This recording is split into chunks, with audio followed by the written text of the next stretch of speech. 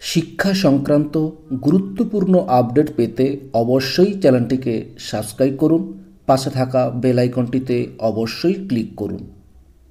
নমস্কার, আমি শুভেন্দু। আমার ছোট্ট চ্যানেলে আপনাকে স্বাগত। শিক্ষক শিক্ষিকাদের জন্য অত্যন্ত গুরুত্বপূর্ণ একটা আপডেট। জনস্বার্থে শিক্ষকদের বদলি শুরু হলো রাজ্যে। দেখুন, সুপ্রিম কোর্টের রায় মেনে এবার সরকারি সাহায্যপ্রাপ্ত ও পোষিত স্কুলের প্রধান এবং সহকারী শিক্ষক শিক্ষিকাদের জনস্বার্থে বদলি শুরু করলো স্কুল শিক্ষা দপ্তর।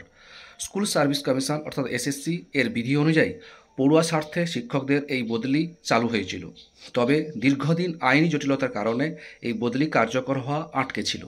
স্কুল শিক্ষা দপ্তরের এক কর্তা জানান, মাধ্যমিক ও উচ্চ মাধ্যমিক পরীক্ষা মিটলেই কম পড়ুয়া থাকা স্কুল থেকে শিক্ষক শিক্ষিকাদের বেশি পড়ুয়া থাকা স্কুলে বদলি চালু হবে।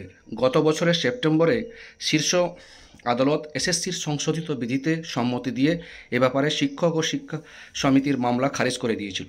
জানুয়ারিতে হুগলির রমেশচন্দ্র গার্লস হাই স্কুলের প্রধান শিক্ষিকাকে প্রশাসনিক গ্রাউন্ডে ভদ্রেশ্বর তেলেনীপাড়া গার্লস হাই স্কুলে বদলি করেছিল বিকাশ ভবন। মধ্যশিক্ষা পর্ষদ প্রয়োজনীয় বদলির অর্ডারও ইস্যু করেছিল, কিন্তু তিনি আপত্তি জানিয়ে কলকাতা হাইকোর্টে দ্বারস্থ হয়েছিলেন। আদালত তার আবেদন খারিজ করে দিয়েছে।